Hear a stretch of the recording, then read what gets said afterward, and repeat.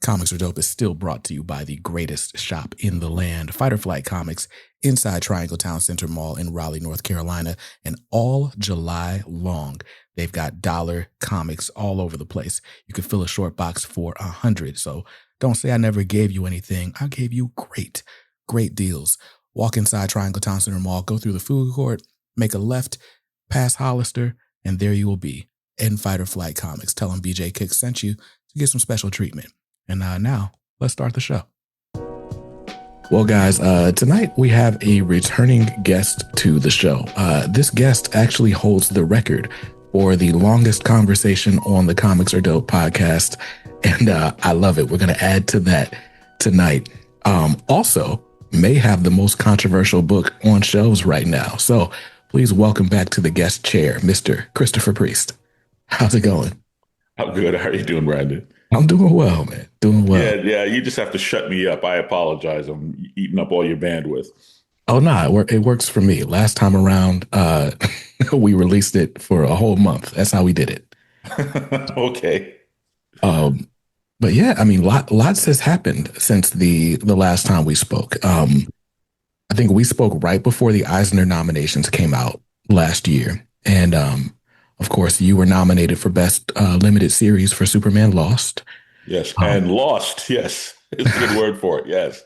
That did happen, but I was just excited to see your name on the ballot. And then, one of the things we spoke about last year, it was like you kind of felt like your phone may not have been ringing as much as maybe you wanted it to, or maybe not even what you wanted, but really just like the phone's not ringing. And, this time, a year later, here we are. You've got Vampirella. You are the longest tenured writer on Vampirella. You're like 80 issues in at this point. We got Red Sonja Reborn coming out next month. You're on Marvel Knights, The World to Come. Got that out right now. There's a creator-owned project coming in the spring. Like, you are quite busy right now. How is that? Does it feel like challenging at all, balancing all the things? Or is it just like, this is what I'm made to do? I love it. I think it's a little bit of both. And let's see, where do I start here? I have to go back and look at that interview again to try to figure out what I was talking about as far as phones ringing and so forth. I've really been blessed to still be, I guess, gainfully employed is the word for it, but to just still be active in the business and involved in a bunch of really exciting projects. I may have been making some reference to just sort of like the mainstream jobs, that when somebody needs like a new monthly guy for Potato Man, I'm not their first thought for whatever reason. It could have been something like that. I don't know. But at any rate, I've managed to keep busy. The other thing to remember is that it takes time for projects to develop, and a lot of this stuff has been sort of percolating for quite a while. And there's still some projects that are in the pipeline that have been in the pipeline for a number of years. So there's still going to be surprises and things coming out over the next year or so that it may look like I never sleep, or that wow, this guy is putting out this all this output. But the truth is that these are projects that have been staggered over some period of time, and they're just finally getting drawn or finally getting lettered or whatever it is. It's finally getting to the point where they can actually bring them out, like The World to Come, which is something that Joe Quesada started. I think Nixon was in office. It was quite a while ago when we first started the project. Yeah, and man, that project is amazing. We'll talk about that a little bit here later, but I want to talk a little bit about Vampirella. Last time we spoke, I was asking how with your convictions and all, like, how was it making a decision to write Vampirella? Right. Here we are, some time later, and you're still here. You're still playing with these characters. There's some pages you sent me of like just some really poignant moments in the series. What is it about, Vampirella and her supporting cast that keep you coming back to the table? Well, I think that with any character that I try to tackle, and I'm sure this is true of just every other writer out there, is that we're always looking for uh, uh, the humanity in the project. We're looking for some truth in the project. We're looking for some commentary about the human condition that we can make with whatever the property is that we're working with. And Vampirella, I think, has had like pretty much unlimited potential because for so many years, people were just kind of writing her very superficially. She's a vampire from outer space, and they kind of took this concept and leaned it into the occult. So, every issue was kind of like the Buffy the Vampire Slayer. Like Buffy the Vampire Slayer started out being about vampires, then it became about demons, then it became about witches and hell and journeying into, and all this other stuff that was kind of silly. Um, and then we get into these areas that I call rather than biblical theology, we end up in biblical mythology. This kind of nonsense about good people going to heaven and bad people going to hell, which is just not biblical in any sense. That the Bible never says that. Or the devil being like the equal and opposite force of God, that they're evenly matched and they're in some sort of arm wrestle or mud fight or something, which is completely ridiculous. So with Vampirella, I've tried to move her back to what she was supposed to be, which was science fiction and a bit of a satire on vampires. And if you look at it the same way that say Michael Jackson looked at Thriller, where he's like he had to put that disclaimer, for the Kingdom Hall folks, Mm-hmm. that and I thought it was a silly disclaimer because if you looked at Thriller, Thriller was clearly satire. It was clearly mocking all of that stuff. It wasn't embracing it. It wasn't promoting, werewolves or whatever or zombies. It was clearly, if anything, it was taking power away from it and not kind of elevating it to anything. But Brandon, I always feel like, so far as things like Vampirella or for that matter, Batman goes, is that, if you're going to do art, you have to do art for art's sake. You don't go around putting a bra on the Venus de Milo and covering up, naked statues and things like that. You appreciate art for what it is.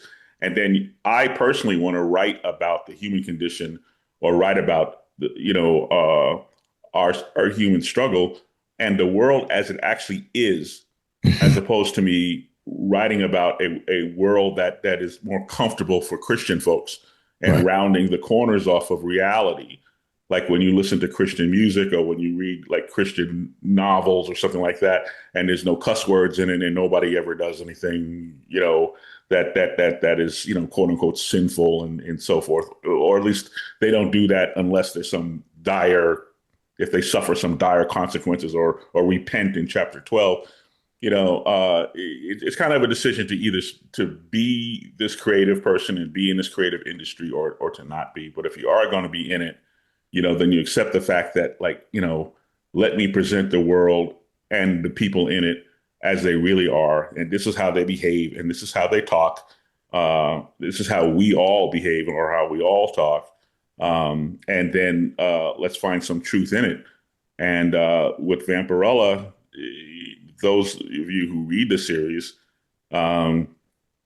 you'll find at many places along the way, not only am I injecting some theology into it, but I'm laying it on with a trowel, where I have this character, Father Gutierrez, who tends to show up and he keeps trying to save Vampirella, and it's kind of like he functions like Guinan in the Star Trek Next Generation, where Guinan never comes in and tells Picard, look, you must do this or you must do that. But she speaks in metaphor and she does a lot of things that Christ would do, where Christ would speak in stories or parables, or he would,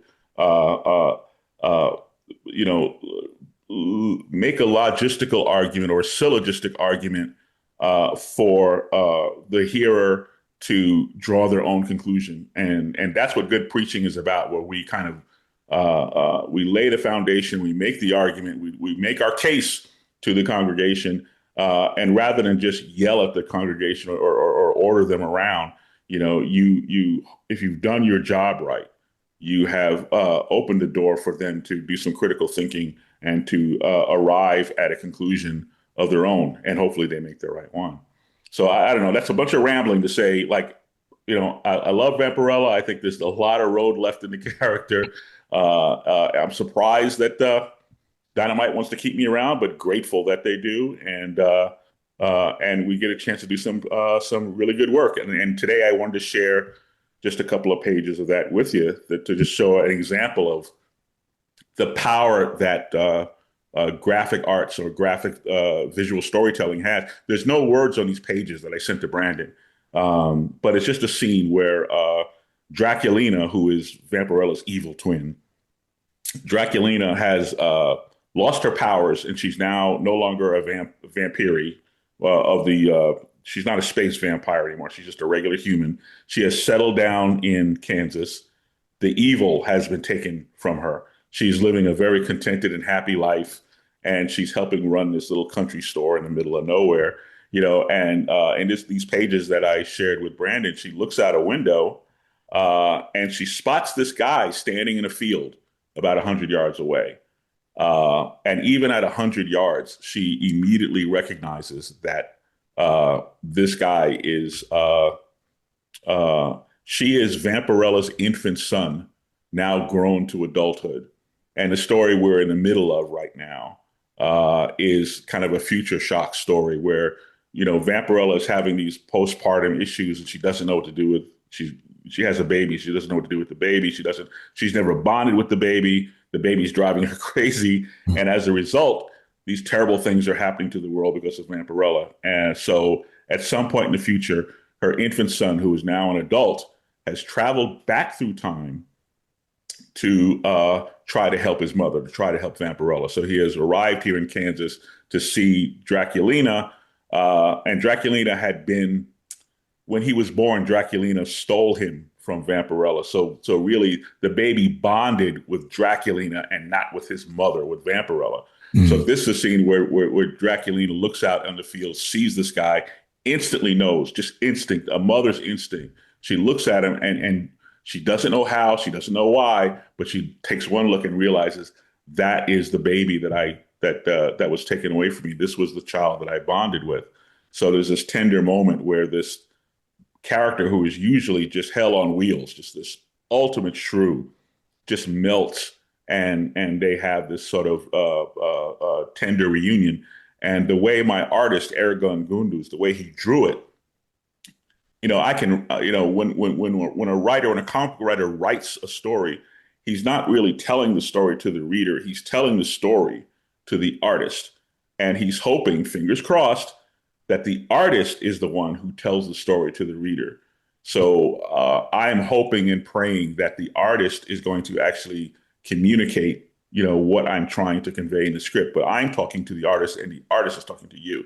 And these pages came in today, and they just, not only did they just really impress me, and there was a lot more pages with it, but not only did this scene impress me, but it deeply moved me, which is terribly immodest for you to be moved by your own work. But it's not my work anymore. See, it's his work now. Mm-hmm. And it's just how it's like when you can write a script, but you need a Spielberg, you need a Ryan Coogler, to bring that thing to life. And he just melted, and he just nailed it. And I felt like this, Brandon, this was a prime example of the power of this medium, and the power it has to teach, to heal, to make you feel something. And every time I sit down at this computer to do this job, my goal is to make you, Brandon, feel something, whether it's make you laugh or cry or rethink your circumstances, or lead you to, again, make some informed decision about, your reality or your life or whatever. But it's every writer's job, and every writer's goal is to have a visceral effect on the reader. And I think here I give all the credit to Ergun and just how he nailed that. So that's Vampirella number, boy, wow, which issue was that? I Because think five it's just came in. five. Okay. So that's number five. I think four is getting ready to go on sale now. So this is probably an August book, I think. But yeah, it's a marvelous bit of business there, and it just came in today, so I just wanted to share it with you. No, I appreciate it because I gave it a shot. I did give Vampirella a shot, and I was like, all right, still a little racy for my taste. I understand. So I didn't see it through. I might have. I think I got through the first trade. But with that said, right, we're talking about comics making you feel something. In your words, like, and it's maybe in sometimes leading you to a certain decision. Um, I found my way to one of your old blog posts about Tone. Uh-oh. Uh, About Tone. about Tone. This was Oh, okay. Yeah. and it was an album review. And for one of his albums that was like it got labeled like parental advisory. Oak Some Park. okay, Oak Oak Park. Park. And I can't say for certain, but it's my understanding that the label was actually his idea, that he wanted it to have a label on it, because Um, sometimes to get young people to listen to anything, if it doesn't have that parental advisory, they just skip it. But go ahead. I'm sorry, I didn't mean to cut you off. oh no, you're good for the audience. Just context for the audience. Tone was a Christian artist. Um, Operated for some time as like a was a Christian artist, but also did like secular music or was signed to like secular labels and kind of went back and forth for a little while before kind of stepping out of ministry altogether.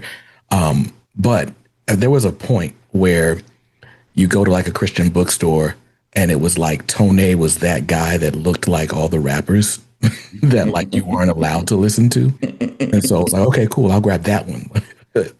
This is back when people still bought CDs. Um, Right. but all that to say, right, in your blog post, you were talking about this album, and one of the things that resonated with you from Oak Park was just, the reality in the music. Not necessarily just in the musicality, but even in the lyrics, like some of the subjects that were broached, um, the commentary on human condition. And it wasn't necessarily for a church audience, or it wasn't sanitized as if it were going to be presented from a pulpit, I guess is the point. Right. And just listening to you talk about comics, it a lot of that kind of transfers or translates over here, right? It's something that's been important to you for a long time. um on a semi-related note, my wife's comfort show as of late has been Little House on the Prairie. So Really? yes, she has been Wow. binge watching Little House on the Prairie to the point where like, and my wife's a different one. So she will watch a show, but like if she finds herself getting to the end of it, she'll just go and start it over as opposed to completing the series, because then it's like she doesn't have anything to look forward to. Wow. So we've been watching the first 7 seasons of Little House on the Prairie for months now. All that to say, right? Uh, there's so many situations that little Laura finds herself in and has to get the advice of usually her dad, sometimes her mom. And, a lot of times her dad will kind of speak in parable, just like Jesus, right? And it's like, oh, well, sometimes people do this or that or whatever, and then leave little Laura to make the decision. Generally, she makes the right decision. And I guess my question to you as a writer, right? You're not you're not the reader's dad, but what is it about your relationship with the reader that makes you confident that, whatever it is you're writing has the intended effect? Or does it matter what effect it has? Or is it more so about just your intention as you're laying it down?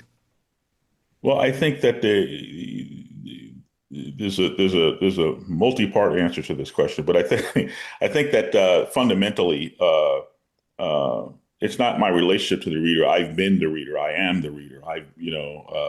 we did this Superman Lost series a year ago, and I've been alone, I've been lonely, I've been ostracized, I've been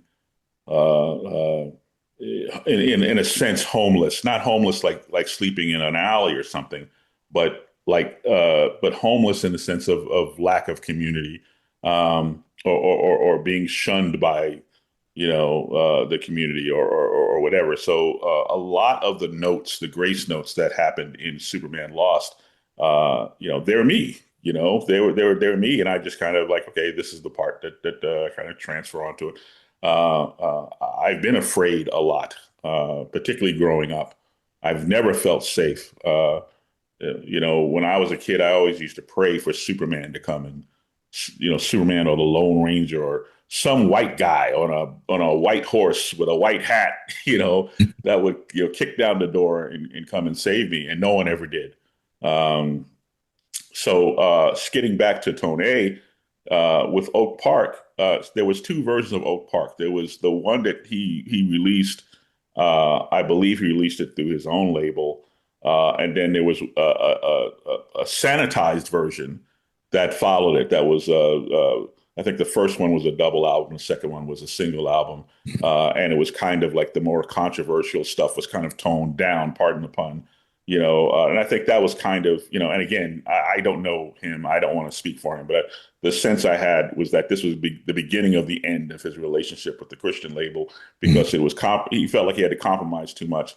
But I think that, I look at his, that particular work. I liked all of his work, but he had just released Out the Box, which was the commercial gospel, Palooza thing. And Out the Box is I believe was Grammy nominated, or it might have won the Grammy. Double album set, incredible work, and an amazing gospel record. Okay, and then he releases this thing, this Oak Park thing, and people are like clutching their pearls, because this was never designed to be, Christian mainstream, to be acceptable for the, Christian bookstore market or whatever the story was. But Oak Park, Tone is becoming, he's playing the part of a bunch of characters. And these are people that he either knows intimately, or these are actually him. And he's probably never going to say which it is, or maybe some combination of both. But you can tell the visceral reality of those lyrics, and the pain that these characters are describing, and the inescapable, there's a couple of characters that are trapped in this inescapable time loop where they're just stuck in their situation, and where he really is taking the varnish off of the high-minded, more commercial, more saleable, safe version of the gospel that televangelists sell us all the time, or that we might get from our local church. And he's taking a more dangerous route, which is what Jesus took, because the biblical Jesus, he didn't live in a safe world, and he didn't speak in a safe language, and he wasn't rounding the corners of a reality. He was operating under this Roman dictatorship, and in this political environment where the Christian leaderships, the religious leaders of the day had been so corrupted, and so influenced by money and power and politics and whatever like that, that everything he said, he's talking about the kingdom of God, and they're so afraid that he's trying to make some kind of change here on earth. So, they charge him with sedition, and they drag him to this guy, and then they drag him to that guy, and they charge him with this, and it's all this bogus crap, until they finally find, some means to martyr, to martyr him, but it's like our practice of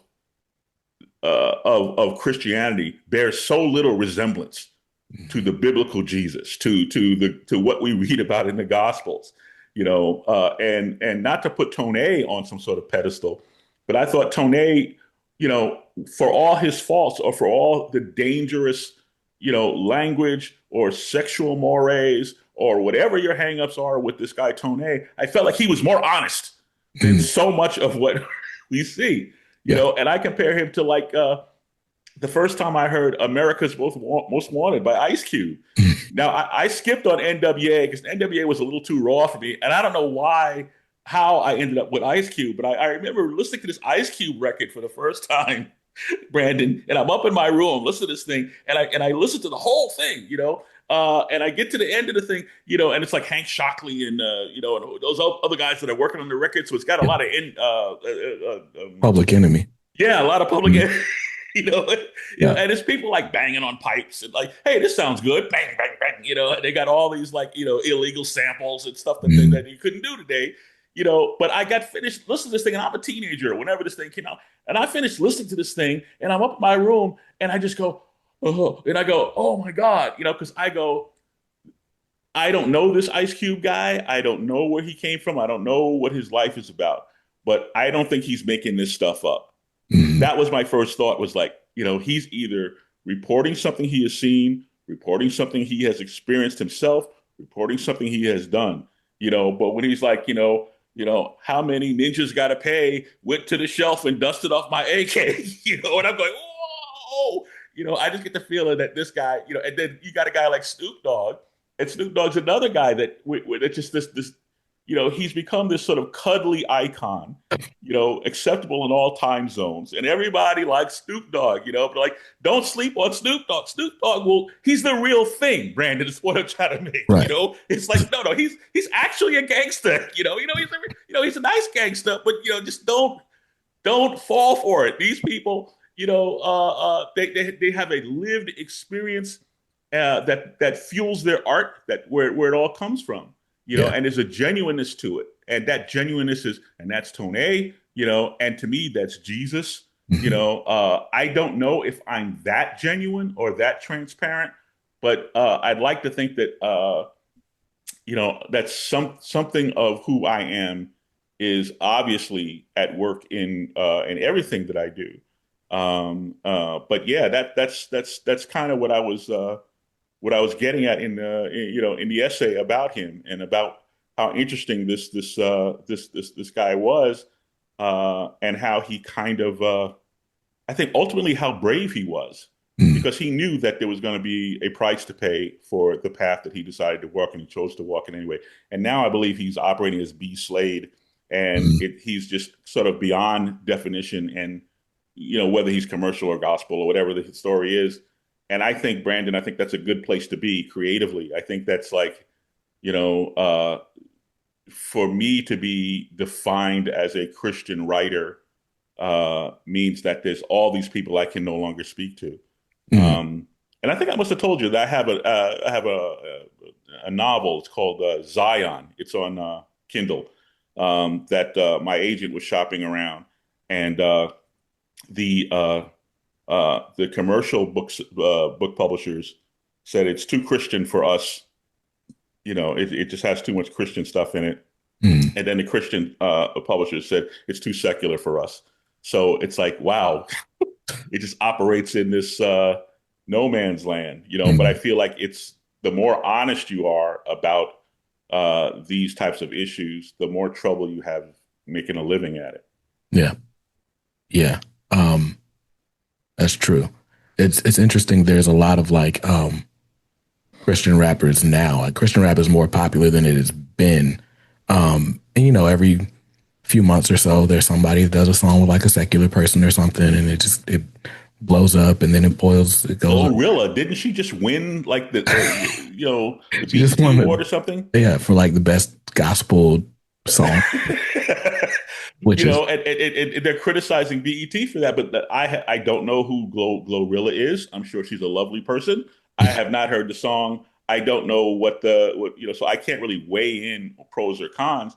But I think that I mean, Snoop Dogg did a Christian record, and good. I don't know if that was a very. I've heard parts of it. I don't know if it's a very good Christian record, but there's a scripture in there somewhere. There's a passage of scripture where Jesus' disciples come running up to him, and he goes, Jesus, these people are up here on the hill, and they're baptizing and they're imitating us, and we need to go up there and stop them, Mhm. And Jesus says, leave them alone, because anyone who's not against us is for us.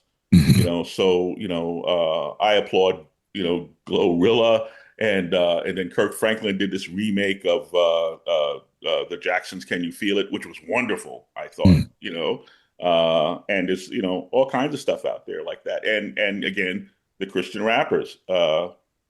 It all depends on what their motives are. I think God responds to our motives, not necessarily to what we do or don't do, but my desire to please God pleases God. Did you understand that? Just me wanting to please God pleases God. It's a step in the right direction. So I ain't mad at you. True. So, I wasn't going to ask about this book until later, but on the subject of honesty, and trying to bring honesty to the page, Marvel Knights: The World to Come, issue 1 is the only issue that's out so far. And for those who haven't read it yet, I'm sure you've read the headlines. That's not what I'm really here to discuss. The part that struck me about that issue is so far we don't fully know who the narrator is, this person weaving the tale. We see him in the opening pages, but we don't really know who he is. But I swear that is just you telling us how you feel about like what the state of Wakanda has been in the last 20 years or so. I shouldn't say it like that, but it certainly feels that way. Like it feels like a commentary on, okay, well, I wouldn't have done Wakanda this way, but let's just kind of follow it to its natural conclusion now that it's out there. Um, is that a real thing? Am I projecting this onto this book? Well, I think that there's some Sherlock Holmes stuff going on here, and what I mean by that is that if you're a Sherlock Holmes fan, you have an expectation that while you're reading the story, that there's some mystery. Sherlock Holmes is trying to solve the mystery, and the fun of being a reader is you trying to beat Sherlock to the punch. Right. Realizing you never will. I guess some people who are smarter than me that do, but you get to the denouement of the story, and then Sherlock walks you back through the story and shows you all the stuff that you missed along the way that Mm. was right in front of your nose. And that's the fun of watching Monk, the TV show, or Yes. or Sherlock with Cumberbatch and so forth. All of this hollering going on about issue 1. Um, it kind of took me by surprise because I wrote this a long time ago and I'd kind of forgotten about it. and and then you get to to the issue, and I'm trying not to spoil it, but you get to the thing that people are yelling about, the punchline at the end, and I remember that my concern and my argument, or not argument, I should say, but in my discussions with Joe, because Joe's the co-writer, that's why I insisted on having his name first, which is to point out it's not like an honorary doctorate. It's not me just saying, just giving him some credit. The dude sat down and typed a ream of paper. The guy Mm. wrote this thing with me, so we're in this thing together, and I remember that my discussion with Joe centered around who the character was, at the revelation, and then I realized that people are focusing on what color the guy's skin is, and they're missing the revelation is not what color the guy is. The revelation is who the guy is. And Right. nobody knows who the guy is and didn't recognize who the guy is. But if you were a reader of the Marvel Knights Black Panther, and if you were paying attention, instead of yelling about, oh, the guy has blue eyes, or whatever the story is, you'd be like, oh, I know who that. So the longtime Black Panther readers, we're not fooling them. I've gotten those emails. We know what you're up to. We know Mm. what's going on here. Right. But people who just like, somebody wrote a headline and somebody saw that headline and they wrote another headline about that headline. And then a third person wrote a headline about the headline about the headline. And now everybody's arguing about the headline. And they're all using these headlines as their foundation for having these discussions, including people who are accusing me of not wanting to be Black, which is really kind of like, where'd you get that from? Well, that's a real stretch, Right. but it's like they're castigating me. And these people have not read the story. And then the people who have read the story, they've missed the Sherlock Holmes moment. Black Panther is about a guy who is a mastermind a genius, a rich guy, the leader, the ruler of a sovereign nation. This is a brilliant man. Why do you think I've lost my mind? I'm writing him like he's stupid. Pay attention. It's a fun ride. But I'm like, and Brandon, I got to tell you, this thing that they're hollering about, that's the least interesting thing about this series. I'm like, really? Wow, you people are going to really lose your mind in a couple of a couple of issues. We haven't even begun to cook yet. I mean, we just turned the stove on. Right. As far as the commentary on there, as far as who is speaking, yes, you do know who is speaking if you were paying attention. You know who's speaking because it's very obvious who is speaking. But I won't connect the dots for people. I think you get issue 2. There is a second issue. I advise everybody to read it. A lot of the answers are going to be there, and then more craziness to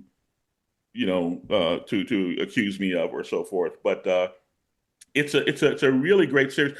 I don't want you to ever think that any running commentary, like you're saying, like the narrator of this book, that is not my voice, that is not me, that is not my commentary on the current state of Black Panther or previous writers or anything like that. This is a specific character who has this specific voice, and this is, as I see it, as a person who knows this character, who invented this character, in my opinion, this is that character's opinion or how he would feel about this given situation. So I am venting that voice. It's almost never me.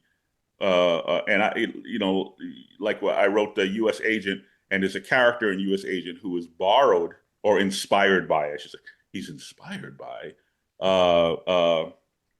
the sergeant from A Soldier's Story, from the Norman Jewison movie. And there's in this movie it's about an all black army troop, and the platoon, and the sergeant is an older gentleman, and I'm so sorry I forgot the actor's name, who just did such a wonderful job with that part. The sergeant, he has a very complex relationship with his own blackness and his own identity, and he's embarrassed by the sort of country boy, backwoods, sort of undereducated younger black soldier in the troop, and he ends up getting that soldier killed, quite by accident, but he ends up getting the soldier killed. But the point I'm trying to make is, in U.S. Agent, the Marvel series I wrote, I had a character who had that same voice, who embraced those things, and then people were like, "Oh, well, this is Christopher Priest looking down on poor black people." I am poor black people. Okay, I grew up with a single mom. We had nothing. I am that guy. You don't know what you're talking about. I'm not judging anybody. I'm writing a character.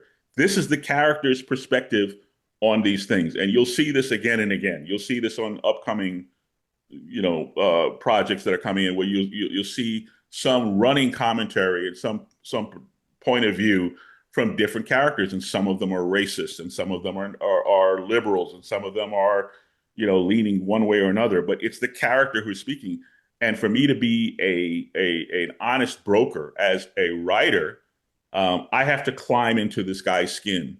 And as you said, with The World to Come, that narrator, I climb into his skin. I go, how does he see the world? And what would he say? And let him have his voice. But don't mistake it for me sort of injecting my own politics. And because you don't know what my politics are. My politics are don't assume anything about what my politics are, because it'll surprise you. Got you. Man, I'm very excited about the next issue of that book, by the way. I'm glad somebody is, because nobody's talking about, well, we're going to come back next issue. They go, we've had it with this guy. We're out of here. Like, wait. We just got started, and you're missing the Sherlock Holmes clues. Go back and read again. You're wrong about your conclusions. You're wrong about what you're jumping to. And yes, you can know who the narrator is if you're paying. Go back and read again. It's right there on the page. You can find out who that is. Anyway, I'm sorry. Go ahead. I'm just terribly amused. No, you're good. I'm gonna have to go back and read it. This will be all what, there. My fourth time. So Or at the very least, let's talk again after issue 2 comes out, and I'll walk you back through it. okay. So because when I read it before, I know you won't be able to see this, but I literally went and uh I can see it, yeah. wrote out a timeline. Like, all right, let me put these events in order. And And there's a timeline in the back of the book. It's in the text page. In the book, there's a right, timeline. Yeah, right. So I put those uh, timestamps in with the timestamps from the story, right, or from the issue. I was like, all right, cool. Like, let's right. where we all are. Yeah. Panther Which dies on page 3. right, It's snowing. Why is it snowing?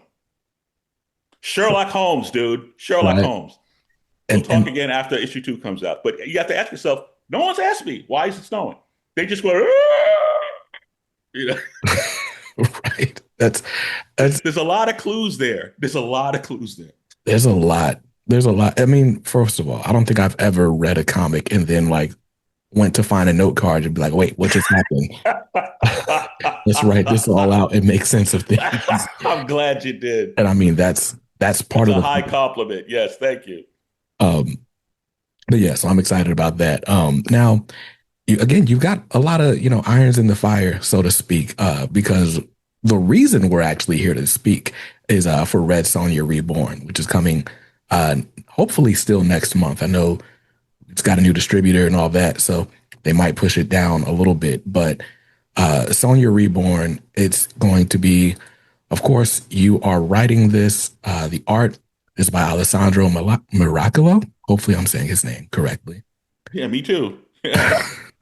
But I would try Morocco. Yes, I would try Miracolo. that. Yep. And so basically the pitch or the summary that we've got here is that this lady is a British clerk, Maggie Sutherland, kind of just wakes up in Red Sonja's body. Um, and I got to see a little bit of a preview, and that's quite literally what happens. She's looking around. There's this carnage that she's just inflicted, and she's like, "Wait, I did that? What? What are we? Why are we here?" And hilarity ensues. Where does this idea come from? How long have you been sitting on this? Well, I actually probably for a couple of years, for a few years. It comes from an old Robert E. Howard story. Robert E. Howard wrote this, Mm, or came up with this idea. He wrote this story for a pulp magazine. It was called People of the Night, where a 20th century, or I guess, yeah, it was 20th century, so it's 1930s, like a 20th century gentleman walks through a tunnel, passes out, wakes up as Conan the Barbarian, and what do I do and how do I function, that kind of thing. And So I was actually asked to adapt that for another company, and I wanted to move the character from the 1930s to the 21st century and make mm, him a contemporary person, and basically do what we're doing with Sonja Reborn.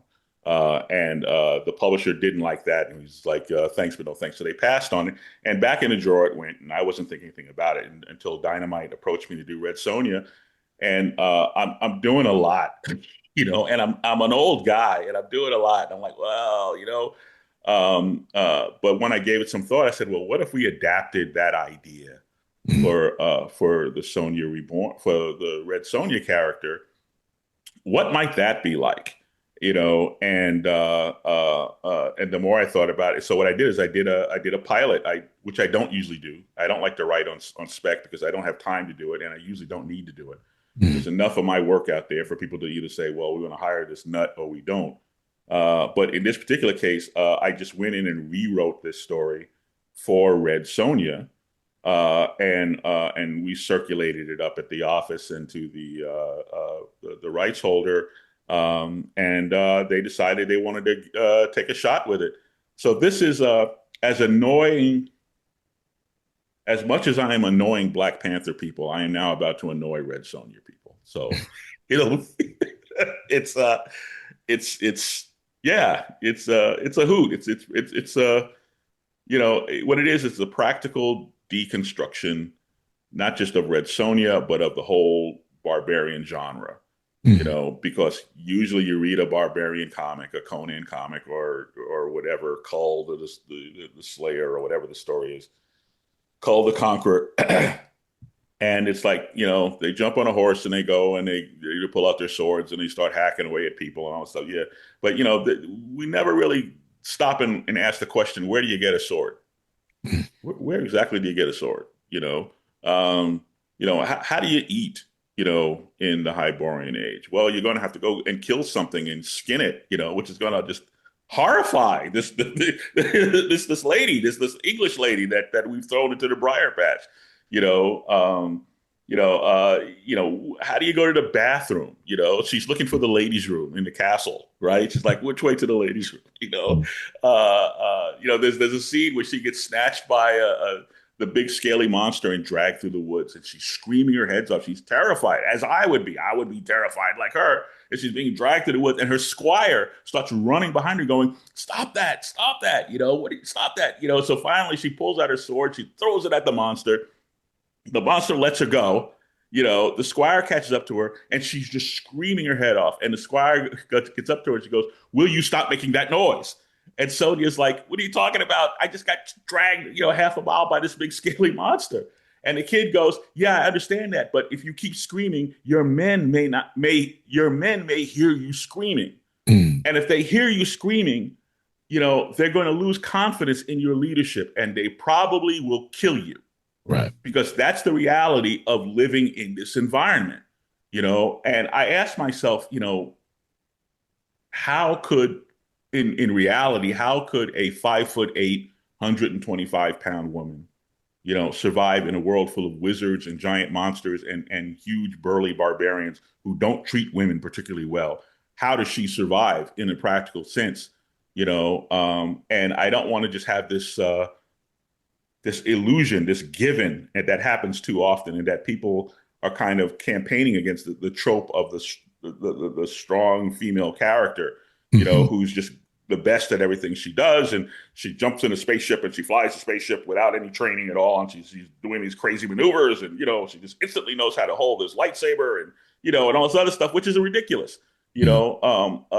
I want to see her earn it. I want to see, like, what's the practicality of it. I'll give you an example. I think the best example I saw lately of the strong female character is Zoe Kravitz as Catwoman in The Batman. Okay, so she's smart, she's capable, she knows how to bust open a safe. She can fight. She's terrific. She's all those things. But what happens the first time she meets Batman is Batman ends up pinning her to a table with one hand effortlessly, Mm-hmm. because that's what would happen with a 125-pound woman, who meets up with a 6'2" guy who's trained by the League of Assassins. And I thought that was the reality. That didn't take anything away from her as a strong female character, but it didn't insult my intelligence. Right. So I'm doing a Sonja that may anger some longtime Sonja fans who are used to her just being this indefatigable force of nature, and she just simply is, and she goes and she slays and she does, and and this is a person who has to get it back. They have to, yes, she's in Sonja's body, but she has to own it. She has to take command of it. She has to, at some point, she's going to have to believe in herself and have to kind of earn this place, And then there's all the practical things, like after the monster attack, she just wants to get out of the woods because, well, I would want to get out of the woods, Right. So she just tells the squire, the kid, well, let's go. And he goes, great. Well, we'll leave as soon as we have to get your sword back, and she's like, what are you talking about? The sword is in the monster and he's back there in the woods. He goes, yeah, well, you're going to have to go get it. And she goes, I'm not going to go get it. Just forget it. I'll get another sword. And the kid goes, another sword? He doesn't understand what she's saying to him, Mm. and she's like, yes, another sword. Surely you have like a sword store somewhere. We'll just go buy another sword. No, Brandon, there is no sword store. Okay. If you kill something with your sword, you have to go in the woods wherever the thing went off to die and go get your sword back, because these things are precious. They're hard to get. and then getting one that's the right length for her, that's balanced for her. This is a custom tailored instrument that she either stole from somebody or had custom made for her, but there is no. This is the kind of stuff that we're dealing with in the series. It's just the practical answers to why does she wear the bikini? How does she survive in these? And the way she survives is she holds intention within intention Mm. the respect of her people, the respect of her men, and Mm. she keeps this group of brigands around her. And But it's like it's kind of like being a captain of a ship, pastor of a church.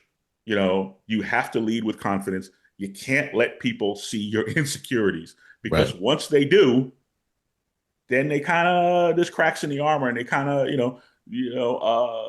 and in her case, once they see weakness in her, like at some point she gets cut, and and the wound gets infected, Hmm. and there is no antibiotics, and now this something that's fairly simple to your eye becomes life threatening to her, and she's feverish, and she can't barely, and she's got double vision, she can't barely, get out, get up and function, but she has to. And the squire is like, okay, I know you can barely stand up straight, and you're probably half blind, and you can't see, and you really can't do much of anything, but you're going to have to suck it up. You're going to have to at least pretend.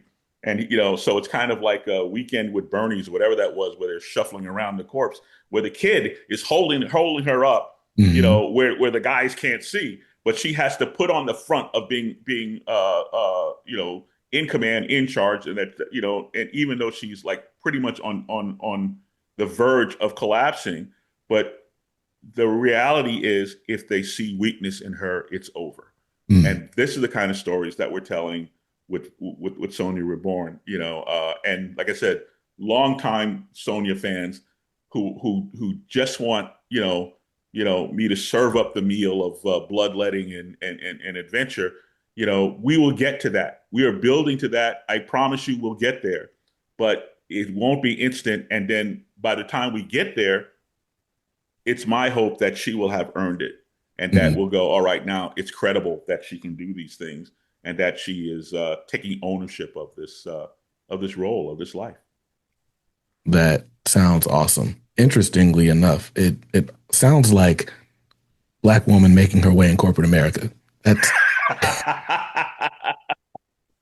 Well, except I think the difference is that, if the young lady is prepared, if she comes out of school or wherever she came from, that if she's prepared to enter the corporate world, that's different. And she made a choice. Mhm. Maggie, the character in the book, Maggie, she didn't have a choice. She just gets thrown in, Mhm. and it's a little a bit like the TV show Lost, Mhm. where we'll have flashbacks to her life in England, in 2016, excuse me, 2026.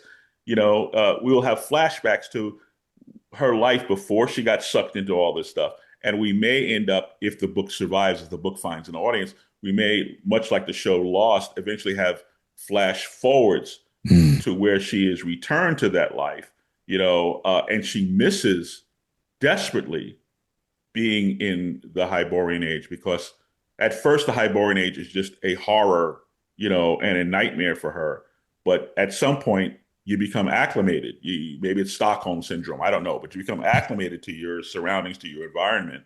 And then when she is, abruptly jettisoned back to her real world, it's this heartbreak. So she Mhm. starts, using all of her energy trying to find her way back to Hyboria. And Gotcha. and then the question is Maggie having a hallucination of imagining herself as Red Sonja, or is Red Sonja having a hallucination imagining this futuristic person named Maggie? Mhm. Who's having the hallucination here becomes the evolving question.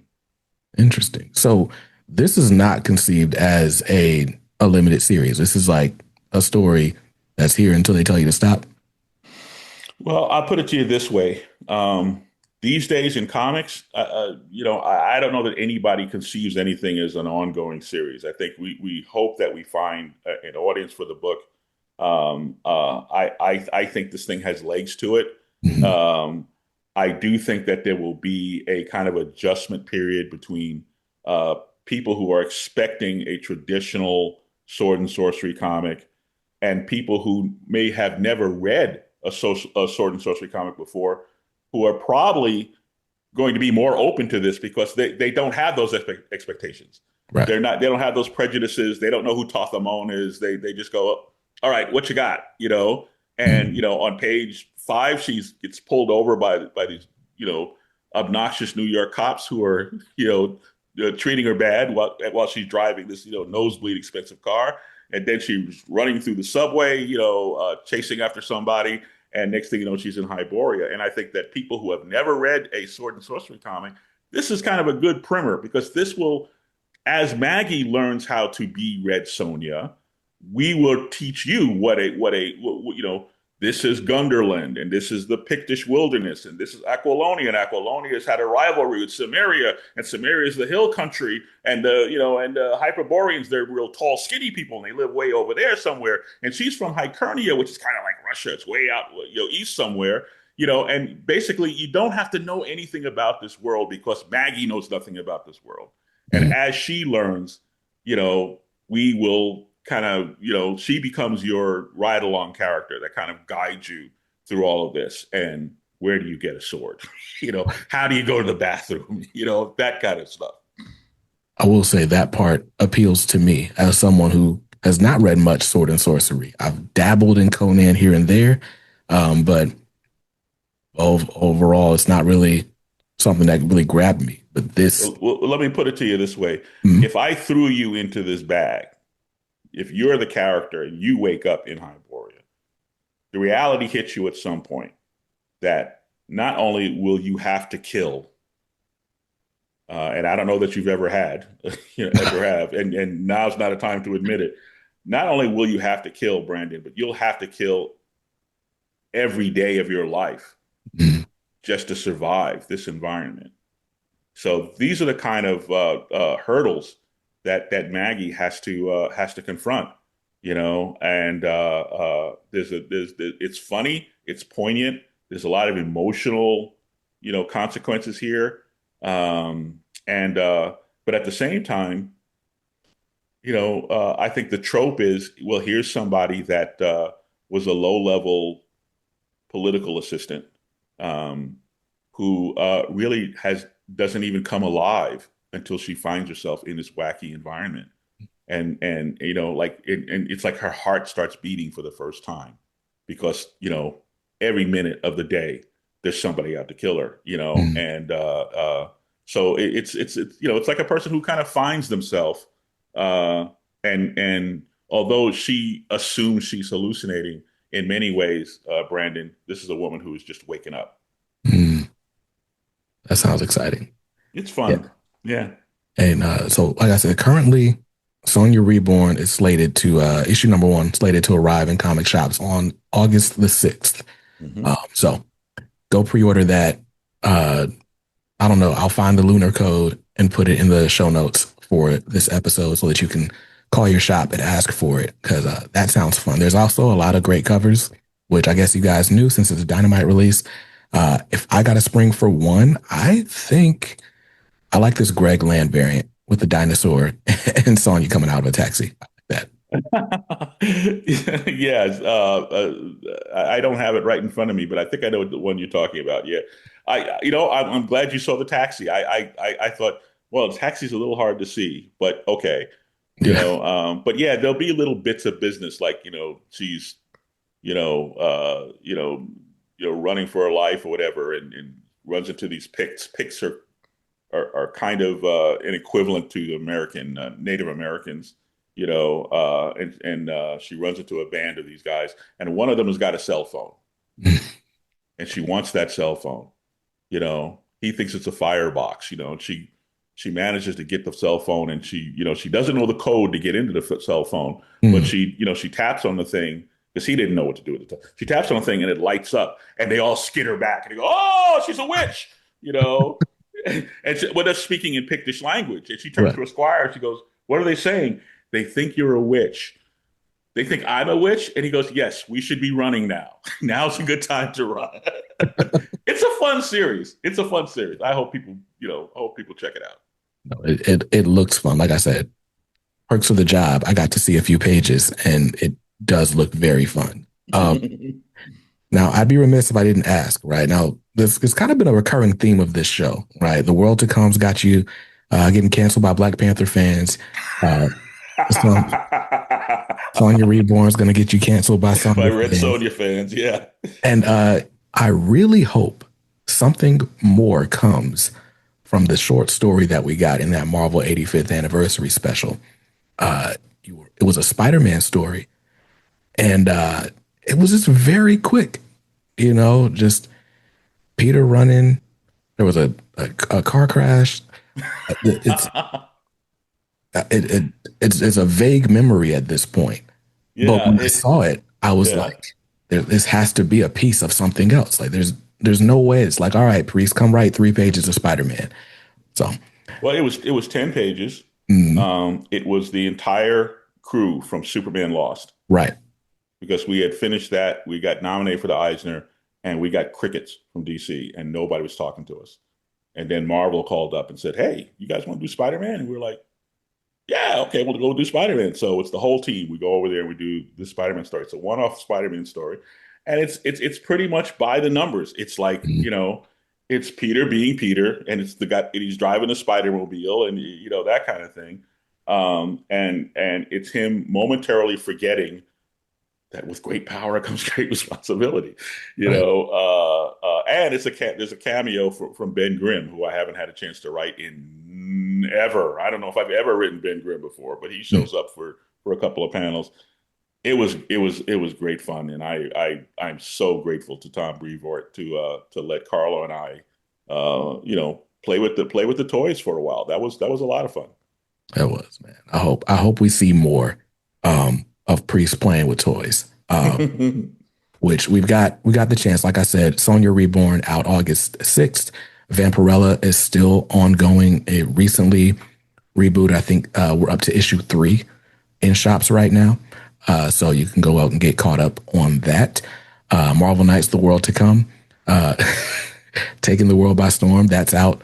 Issue 1's out right now. So there's a lot in the works. There's a lot on the shelves, and I, for one, am happy to see it. So thank you so much, Priest, for your time. And I know you don't do the socials. What would you like people to do to keep up with you?